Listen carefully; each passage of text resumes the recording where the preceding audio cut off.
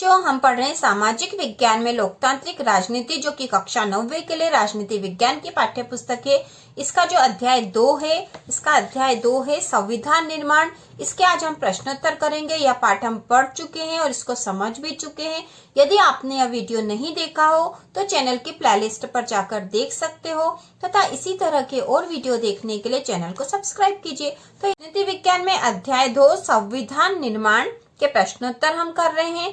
प्रश्न पहला है, नीचे कुछ गलत वाक्य दिए गए हैं, हर एक में की गई गलती पहचाने और इस अध्याय के आधार पर उसको ठीक करके लिखें। तो नीचे जो वाक्य दिए गए हैं इसमें जो गलती है वो हमें पहचाननी है और इसे ठीक करके लिखना है। ठीक है, तो पहला जो वाक्य है, क स्वतंत्रता के बाद देश लोकतांत्रिक हो या नहीं, इस विषय पर स्वतंत्रता आंदोलन के नेताओं ने अपना दिमाग खुला रखा था।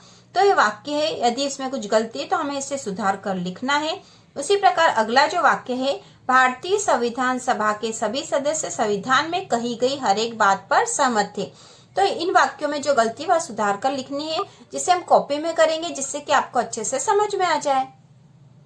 तो पहले का जो क था, स्वतंत्रता के बाद देश लोकतांत्रिक हो या नहीं, इस विषय पर स्वतंत्रता आंदोलन के नेताओं ने अपना दिमाग खुला रखा था।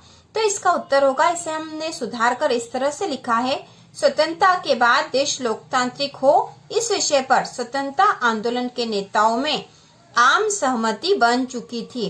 तो आंदोलन के नेताओं के बीच में सहमति थी कि देश स्वतंत्रता के बाद लोकतांत्रिक होगा। ठीक है, अब दूसरा जो वाक्य है, ख भारतीय संविधान सभा के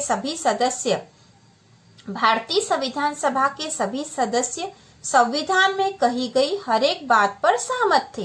तो यह जो वाक्य है इसे सुधार कर लिखा गया है। इस प्रकार से लिखेंगे इसे सुधार कर, भारतीय संविधान सभा में बुनियादी सिद्धांत तय किए गए और उन पर सबकी सहमति बनाई गई। संविधान में कही गई हर एक बात पर चर्चा की गई व आपसी सहमति बनाई गई। तो इसे हमने सुधार कर इस तरह से लिख दिया है, क्योंकि संविधान सभा में जो संविधान के सभी सदस्य थे, संविधान में कही गई हर एक बात पर सहमत थे। जरूरी नहीं था, क्योंकि उन्होंने सहमति बनाई थी, वो भी आपसी चर्चा करके। ठीक है, अगला जो है ग वाला वाक्य है, जिन देशों में संविधान है वहां लोकतांत्रिक शासन व्यवस्था होगी। मतलब यदि संविधान है तो लोकतांत्रिक शासन व्यवस्था होगी ही क्या। तो इसको सुधार कर इस प्रकार से लिखा गया, बच्चों, लोकतांत्रिक शासन व्यवस्था हो या ना हो, हर देश को निश्चित नियमों व कानूनों की आवश्यकता होती है, जिसे उस देश का संविधान कहते हैं। तो देश लोकतांत्रिक हो या नहीं हो तो भी वहां पर संविधान की आवश्यकता तो होती है, और संविधान लोकतांत्रिक हो तो ऐसा होना चाहिए कि संविधान लोकतांत्रिक ही हो। ठीक है, इसी प्रकार जो अगला है, अगला घ वाला वाक्य है, संविधान देश का सर्वोच्च कानून होता है, इसलिए इसमें बदलाव नहीं किया जा सकता। तो क्या संविधान में बदलाव नहीं किया जा सकता? तो पाठ के आधार पर हमने इसे सुधार कर लिखा है, संविधान देश का सर्वोच्च कानून होता है, इसमें समय समय पर बदलाव भी किया जा सकता है, जिससे यह नए परिवर्तनों में भी उपयोगी बना रहे। संविधान में बदलाव संविधान संशोधन द्वारा किया जा सकता है। तो संविधान में संशोधन हो सकते हैं, संविधान में बदलाव किए जा सकते हैं। इसके लिए भी संविधान में कुछ नियम है, जिन्हें संविधान संशोधन के नियम कहते हैं। इसके द्वारा संविधान में संशोधन किया जा सकता है। संविधान जो है देश का सर्वोच्च कानून होता है, लेकिन इसमें समय समय पर बदलाव भी किया जा सकता है, जिससे नए परिवर्तनों में भी उपयोगी बना रहे। तो संविधान में बदलाव संविधान संशोधन द्वारा किया जा सकता है। प्रश्न दूसरा है, दक्षिण अफ्रीका का लोकतांत्रिक संविधान बनाने में इनमें से कौन सा टकराव सबसे महत्वपूर्ण था? तो हमने इस पाठ में पढ़ा था कि दक्षिण अफ्रीका में लोकतांत्रिक संविधान का निर्माण किस तरह से किया। तो उस समय इनमें से कौन सा टकराव सबसे महत्वपूर्ण था? तो यहाँ पे 4 ऑप्शन दे रखे हैं, 4 विकल्प दे रखे हैं। तो इनमें से एक को हमें चयन करना है और वही इसका उत्तर होगा। तो इसमें क है दक्षिण अफ्रीका और उसके पड़ोसी देशों का, ख है स्त्रियों और पुरुषों का, ग है गोरे अल्पसंख्यक और अश्वेत बहुसंख्यकों का, और घ है रंगीन चमड़ी वाले बहुसंख्यकों और अश्वेत अल्पसंख्यकों का। तो इनमें से कौन सा टकराव सबसे महत्वपूर्ण था? तो वह महत्वपूर्ण टकराव था ग वाला, गोरे अल्पसंख्यक और अश्वेत बहुसंख्यकों का टकराव ही सबसे अधिक महत्वपूर्ण था। ठीक है, अब प्रश्न तीसरा है लोकतांत्रिक संविधान में इनमें से कौन सा प्रावधान नहीं रहता? ठीक है, लोकतांत्रिक संविधान में इनमें से कौन सा प्रावधान नहीं रहता? तो जो प्रावधान नहीं रहता उसे हमें 4 विकल्पों में से चयन करके बताना है। तो इसमें क है शासन प्रमुख के अधिकार, ख है शासन प्रमुख का नाम, ग है विधायिका के अधिकार और घ है देश का नाम। तो बच्चों लोकतांत्रिक संविधान में, ठीक है, हमने अध्याय में भी पढ़ा था अच्छे से कि लोकतांत्रिक संविधान में शासन प्रमुख के अधिकार तो होते हैं, क्योंकि संविधान में निश्चित नियमों के तहत वो अधिकार भी बताए जाते हैं।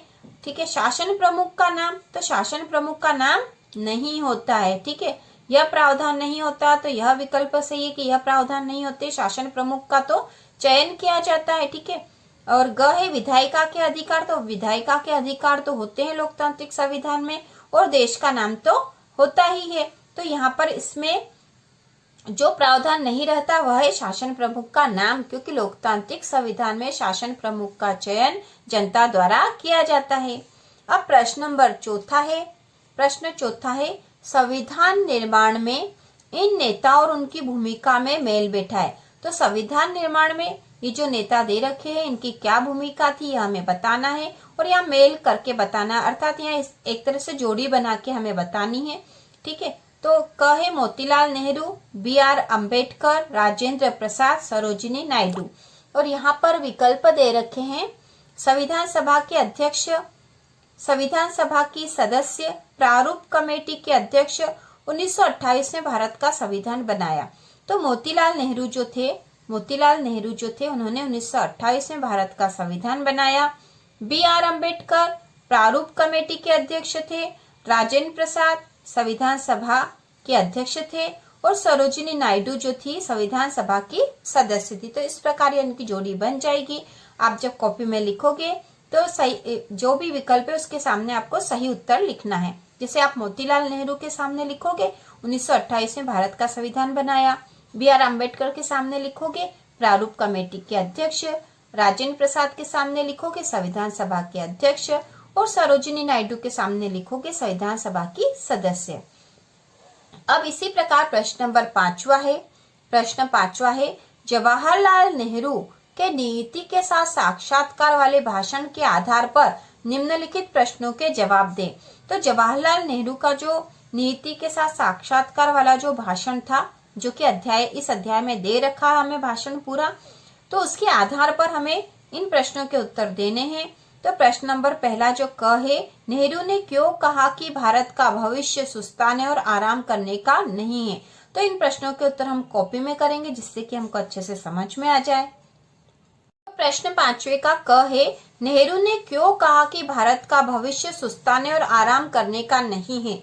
तो इसका उत्तर होगा, नेहरू ने ऐसा कहा था क्योंकि भारत कई वर्षों की गुलामी से अब आजाद हुआ है। हमारे सामने कई प्रकार की चुनौतियां आएगी, जैसे गरीबी, अशिक्षा, बेरोजगारी। ऐसी स्थिति में देश के हर नागरिक को देश के भविष्य के लिए काम पर लगना होगा। ठीक है, यह नेहरू का जो भाषण था जब देश आजाद हुआ था उस समय का जो भाषण है, उसके आधार पर यह उत्तर है कि नेहरू ने ऐसा कहा था क्योंकि भारत कई वर्षों की गुलामी से अब आजाद हुआ है। हमारे सामने कई प्रकार की चुनौतियां आएगी, जैसे गरीबी, अशिक्षा, बेरोजगारी। ऐसी स्थिति में देश के हर नागरिक को देश के भविष्य के लिए काम पर लगना होगा। ठीक है, अब दूसरा जो है ख वाला, इसी प्रश्न का दूसरा जो है, नए भारत के सपने किस तरह विश्व से जुड़े हैं? नए भारत के सपने किस तरह विश्व से जुड़े हैं? तो इसका उत्तर होगा, नए भारत का जन्म कठिन परिस्थितियों का सामना करने के बाद हुआ है। ठीक है, तो नए भारत का जो जन्म हुआ था, क्योंकि स्वतंत्रता संग्राम आंदोलन में बहुत से लोग शहीद भी हो गए थे, बहुत सारी कठिनाइयां भी सहन करी थी। तो नए भारत का जन्म कठिन परिस्थितियों का सामना करने के बाद हुआ है। फिर भी भारत विश्व के सामने मानवता का संदेश देना चाहता है। ठीक है, तो भी भारत जो है विश्व से किस तरह से जुड़ा है? मानवता के संदेश के द्वारा जुड़ा है। तो फिर भी भारत विश्व के सामने मानवता का संदेश देना चाहता है।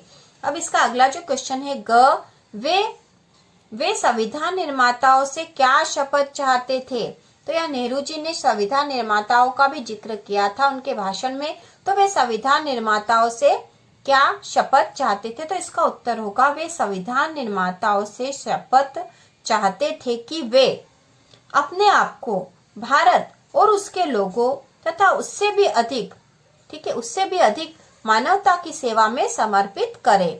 ठीक है, वे संविधान निर्माताओं से शपथ चाहते थे कि वे अपने आप को भारत और उसके लोगों तथा उससे भी अधिक मानवता की सेवा में समर्पित करें। अब अगला जो इसमें अगला क्वेश्चन फिर है घ वाला, हमारी पीढ़ी के सबसे महान व्यक्ति की कामना हर आंख से आंसू पोंछने की है। यह उनके भाषण में ऐसा वाक्य है कि हमारी पीढ़ी के सबसे महान व्यक्ति की कामना हर आंख से आंसू पोंछने की है। वे इस कथन में किसका जिक्र कर रहे थे?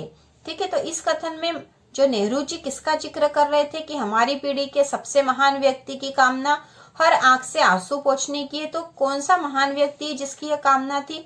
तो इसका उत्तर होगा, वे महात्मा गांधी का जिक्र कर रहे थे। तो महात्मा गांधी जो थे वह नेहरू जी की पीढ़ी के सबसे महान व्यक्ति थे और उनकी कामना थी कि हर आंख से आंसू पोंछा जाए। इसके बाद अगला प्रश्न नंबर 6 है। प्रश्न नंबर 6 है, हमारे संविधान को दिशा देने वाले ये कुछ मूल्य और उनके अर्थ हैं, इन्हें आपस में मिलाकर दोबारा लिखिए। तो यहाँ पर कुछ मूल्य दे रखे हैं, ठीक है, कुछ आदर्श दे रखे हैं और उनके अर्थ भी दे रखे हैं। ठीक है, तो यहाँ मूल्य दे रखे और यहाँ उनके अर्थ दे रखे हैं, इन्हें हमें आपस में मिलाना है, सही जोड़ी बनानी है एक तरह से, और आपस में मिलाकर दोबारा लिखिए। तो हम यहाँ पर मिला लेते हैं और जब आप अपनी कॉपी में लिखोगे तो जिसकी जोड़ी जिसके साथ बनी है उसके सामने उसी को लिखना है। ठीक है, तो यहाँ पर दे रखा संप्रभु, गणतंत्र, बंधुत्व, धर्मनिरपेक्ष, तो ये कुछ मूल्य है और इधर अर्थ दे रखे हैं। सरकार किसी धर्म के निर्देशों के अनुसार काम नहीं करेगी, फैसले लेने का सर्वोच्च अधिकार लोगों के पास है, शासन प्रमुख एक चुना हुआ व्यक्ति है, लोगों को आपस में परिवार की तरह रहना चाहिए। तो सबसे पहला है संप्रभु। तो संप्रभु का होगा फैसले लेने का सर्वोच्च अधिकार लोगों के पास है। ठीक है, फिर गणतंत्र, गणतंत्र का अर्थ होगा शासन प्रमुख एक चुना हुआ व्यक्ति है। तीसरा है बंधुत्व। तो बंधुत्व का अर्थ होगा लोगों को आपस में परिवार की तरह रहना चाहिए। और धर्मनिरपेक्ष, इसका अर्थ है सरकार किसी धर्म के निर्देश के अनुसार काम नहीं करेगी। तो इस प्रकार ये जोड़ी बना दी है। अब अगला प्रश्न नंबर 7 है, कुछ दिन पहले नेपाल से आपके एक मित्र ने वहां की राजनीतिक स्थिति के बारे में आपको पत्र लिखा था। वहां अनेक राजनीतिक पार्टियां राजा के शासन का विरोध कर रही थी। उनमें से कुछ का कहना था कि राजा द्वारा दिए गए मौजूदा संविधान में ही संशोधन करके चुने हुए प्रतिनिधियों को ज्यादा अधिकार दिए जा सकते हैं। अन्य पार्टियां नया गणतांत्रिक संविधान बनाने के लिए नई संविधान सभा गठित करने की मांग कर रही थी। इस विषय में अपनी राय बताते हुए अपने मित्र को पत्र लिखे। तो यहाँ पर आपके सामने एक परिस्थिति दे रखी है, ठीक है, कि आपका मित्र जो कि नेपाल से रहता है ना, कुछ दिन पहले नेपाल से आपके मित्र ने, मतलब वहाँ नेपाल में रहता है, ठीक है, और वहां से उसने वहां की राजनीतिक परिस्थितियों के बारे में आपको लिखा है पत्र में। तो आपको अपनी राय देनी है उसे, अपने मित्र को पत्र लिखकर। तो इसका उत्तर हम कॉपी में करेंगे कि हमें अपनी राय पत्र लिखकर देनी है, इसलिए हमने इसका उत्तर पत्र शैली में ही लिखा है। तो हम लिखेंगे, प्रिय मित्र नमस्ते, तुम्हारा पत्र प्राप्त हुआ। नेपाल की वर्तमान परिस्थितियों से पता चलता है कि वहाँ के लोग राजतंत्र का विरोध कर रहे हैं। वे लोकतांत्रिक शासन चाहते हैं। वहाँ पर संविधान सभा के गठन के द्वारा नया संविधान बनाने की आवश्यकता है तथा चुने हुए प्रतिनिधियों को अधिक अधिकार देने की आवश्यकता है, जिससे देश की स्थितियां अच्छी रहे। तुम्हारा मित्र। तो बच्चों यहाँ पर आप अपने विचार भी लिख सकते हो कि आप क्या चाहते हो या आप उस बारे में क्या सोचते हो कि वहाँ संविधान सभा का गठन किया जाना चाहिए या नहीं नई तरह से, और चुने हुए प्रतिनिधियों को अधिक अधिकार देने की आवश्यकता है या नहीं, आप अपने हिसाब से लिख सकते हो। लेकिन लोकतांत्रिक शासन क्योंकि वहां के लोग राजतंत्र का विरोध कर रहे हैं, इसलिए वे लोकतांत्रिक शासन चाहते हैं, ऐसा लिखना जरूरी है। और वहां पर संविधान सभा के गठन के द्वारा नया संविधान बनाने की आवश्यकता है तथा चुने हुए प्रतिनिधियों को अधिक अधिकार देने की आवश्यकता है, जिससे देश की स्थितियां अच्छी रहे। तो क्योंकि यह पत्र हमें लिखना था मित्र को, इसलिए हमने इसे पत्र शैली में ही लिखा है इसका उत्तर। इसके बाद अगला प्रश्न नंबर 8 है, भारत के लोकतंत्र के स्वरूप में विकास के प्रमुख कारणों के बारे में कुछ अलग अलग विचार इस प्रकार हैं। आप इनमें से हर कथन को भारत में लोकतांत्रिक व्यवस्था के लिए कितना महत्वपूर्ण कारण मानते हैं।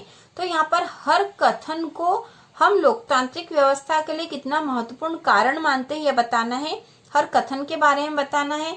तो पहला जो कथन है, अंग्रेज शासकों ने भारत को उपहार के रूप में लोकतांत्रिक व्यवस्था दी। हमने ब्रिटिश हुकूमत के समय बनी प्रांतीय असेंबलियों के जरिए लोकतांत्रिक व्यवस्था में काम करने का प्रशिक्षण पाया। तो यह यहाँ पर एक कथन दे रखा है, ठीक है। तो इसे हमें बताना है कि क्या यह हमारे देश की लोकतांत्रिक व्यवस्था के लिए महत्वपूर्ण है या नहीं। तो इसका उत्तर हम कॉपी में कर लेते हैं। इसका उत्तर होगा, भारत में लोकतांत्रिक व्यवस्था में ब्रिटिश हुकूमत के समय बनी प्रांतीय असेंबलियों का महत्वपूर्ण स्थान है, जिससे लोकतांत्रिक व्यवस्था में काम करने का प्रशिक्षण जनता ने पाया। यह कथन महत्वपूर्ण है। तो हमें बताना था कि यह कथन हमारी लोकतांत्रिक व्यवस्था के लिए महत्वपूर्ण है या नहीं।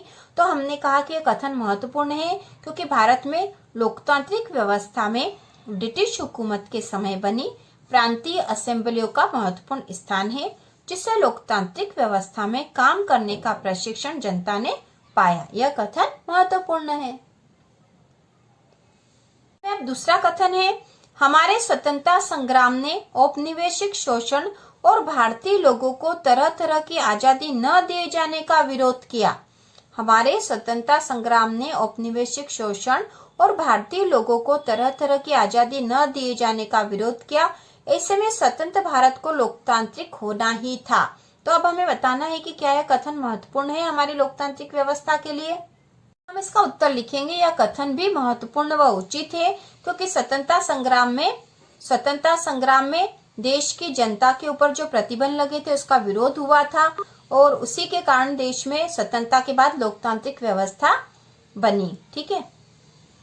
बाद अगला जो है ग वाला, हमारे राष्ट्रवादी नेताओं की आस्था लोकतंत्र में थी। अनेक नव स्वतंत्र राष्ट्रों में लोकतंत्र का न आना हमारे नेताओं की महत्वपूर्ण भूमिका को रेखांकित करता है।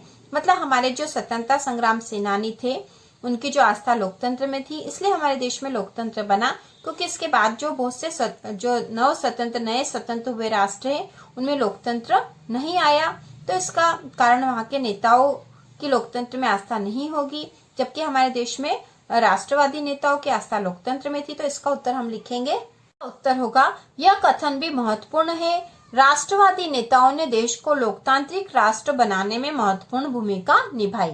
क्योंकि जो राष्ट्रवादी नेता थे, ठीक है, जो स्वतंत्रता संग्राम आंदोलन के सेनानी थे, उनकी लोकतंत्र में गहरी आस्था थी, इसलिए इससे देश को लोकतांत्रिक राष्ट्र बनाने में महत्वपूर्ण भूमिका राष्ट्रवादी नेताओं ने निभाई थी। इसके बाद प्रश्न नंबर 9 है, 1912 में प्रकाशित विवाहित महिलाओं के लिए आचरण पुस्तक। तो ये पुस्तक का नाम है विवाहित महिलाओं के लिए आचरण। पुस्तक के निम्नलिखित अंश को पढ़े। तो यह उस पुस्तक में से लिया हुआ एक गद्यांश है, एक अंश है। तो इसे हम पढ़ लेते हैं और उसके बाद हमें इस प्रश्न का उत्तर भी देना है। तो यह है, ईश्वर ने औरत जाति को शारीरिक और भावात्मक दोनों ही तरह से ज्यादा नाजुक बनाया है। उन्हें आत्मरक्षा के भी योग्य नहीं बनाया है। इसलिए ईश्वर ने ही उन्हें जीवन भर पुरुषों के संरक्षण में रहने का भाग्य दिया है, कभी पिता के, कभी पति के और कभी पुत्र के। इसलिए महिलाओं को निराश होने की जगह इस बात से अनुग्रहित होना चाहिए कि वे अपने आप को पुरुषों की सेवा में समर्पित कर सकती है। तो यह पूरा जो एक अंश था उस पुस्तक का, और पुस्तक का नाम था विवाहित महिलाओं के लिए आचरण। तो प्रश्न हमसे पूछा गया है, क्या इस अनुच्छेद में व्यक्त मूल्य संविधान के दर्शन से मेल खाते हैं या वे संवैधानिक मूल्यों के खिलाफ है। तो हमें इस प्रश्न का उत्तर देना है कि यह जो अंश जो हमने पढ़ा है, तो इस अनुच्छेद में व्यक्त मूल्य संविधान के दर्शन से मेल खाते हैं या वे संवैधानिक मूल्यों के खिलाफ है। पर नो का उत्तर है इस अनुच्छेद में व्यक्त मूल्य संविधान के दर्शन से मेल नहीं खाते, क्योंकि संविधान में महिलाओं व पुरुषों को बराबरी का अधिकार दिया गया है। तो संविधान में तो बराबरी का अधिकार दिया गया है, जबकि उस अंश में तो ऐसा माना गया कि महिलाएं जो है पुरुषों के अधीन है। तो वह जो पुस्तक का अंश है वह संविधान के दर्शन से मेल नहीं खाता है। संविधान में महिलाओं और पुरुषों को बराबरी का अधिकार दिया गया है। अगला जो प्रश्न, आखिरी जो प्रश्न है 10, निम्नलिखित कथनों पर विचार कीजिए, क्या आप उनसे सहमत हैं? अपने कारण भी बताइए। तो ये जो कथन दे रखे हैं, हमें इन कथनों के बारे में बताना है कि क्या हम इनसे सहमत हैं, और हैं तो उसके कारण बताने हैं, है ना। ठीक है, सहमत और असहमत के कारण बताने हैं। तो पहला जो कथन क है, संविधान के नियमों की हैसियत किसी भी अन्य कानून के बराबर है। ठीक है, तो इस कथन के सहमत है या नहीं और कारण बताना हमें। तो इसका उत्तर कॉपी में करते हैं। उत्तर होगा हाँ, हम सहमत है, क्योंकि संविधान के नियम देश के किसी भी अन्य कानून के बराबर वो उससे भी अधिक माने जाते हैं। ठीक है, तो प्रश्न यह था या फिर कथन था कि संविधान के नियमों की हैसियत किसी भी अन्य कानून के बराबर है। तो हमने लिख दिया है कि हाँ, हम सहमत हैं, क्योंकि संविधान के नियम देश के किसी भी अन्य कानून के बराबर व उससे भी अधिक माने जाते हैं। अब इसी के बाद अगला जो कथन ख है, संविधान बताता है कि शासन व्यवस्था के विविध अंगों का गठन किस तरह होगा। ठीक है, शासन बताता है कि संविधान के विविध नियमों का गठन किस तरह होगा। तो यहाँ पर हम लिखेंगे इसका उत्तर हाँ, हम सहमत है, क्योंकि संविधान में देश की शासन व्यवस्था व सरकार के विविध अंगों की कार्यपालिका, न्यायपालिका, विधायिका के गठन के विस्तृत नियम होते हैं। क्योंकि संविधान बताता है कि शासन व्यवस्था के विविध अंगों का गठन किस प्रकार होगा। तो यह सच है, क्योंकि संविधान ही बताता है हमें कि देश की शासन व्यवस्था व सरकार के विभिन्न अंगों कौन कौन से अंग है, विभिन्न अंगों, कार्यपालिका, न्यायपालिका, विधायिका के गठन के विस्तृत नियम होते हैं। ठीक है, तो संविधान में इन सब के बारे में विस्तृत नियम होते हैं और यह संविधान ही हमें बताता है कि शासन व्यवस्था किस प्रकार से चलेगी। अब अगला जो ग वाला है, ग वाला कथन है, नागरिकों के अधिकार और सरकार की सत्ता की सीमाओं का उल्लेख भी संविधान में स्पष्ट रूप में है। ठीक है, तो क्या संविधान में उल्लेख है नागरिकों के अधिकार का और सरकार की सत्ता की सीमाओं का? तो हम इसका उत्तर लिखेंगे हाँ, हम सहमत है। ठीक है, इसका उत्तर भी होगा हाँ, हम सहमत है, क्योंकि संविधान में नागरिकों के कर्तव्यों का और अधिकारों का स्पष्ट उल्लेख होता है। सरकार की सत्ता की सीमाओं का उल्लेख भी संविधान में होता है। ठीक है, सरकार की सत्ता की सीमाओं का उल्लेख भी संविधान में होता है। अगला जो कथन है, संविधान संस्थाओं की चर्चा करता है, उसका मूल्यों से कुछ लेना देना नहीं है। तो संविधान में केवल संस्थाओं की चर्चा होती है, क्या उसका मूल्यों से कोई लेना देना नहीं होता है? तो इसका उत्तर होगा असहमत, क्योंकि संविधान संस्थाओं की चर्चा के साथ साथ उनके लोकतांत्रिक मूल्यों का भी उल्लेख करता है। तो संविधान में लोकतांत्रिक मूल्यों का उल्लेख स्पष्ट रूप से किया गया है, हर संस्था के लिए हुआ है। तो इस प्रकार हमने यह जो राजनीति विज्ञान के अध्याय 2 संविधान निर्माण के सारे प्रश्नोत्तर कर लिए हैं। और इसी तरह के और वीडियो देखने के लिए चैनल को सब्सक्राइब कीजिए।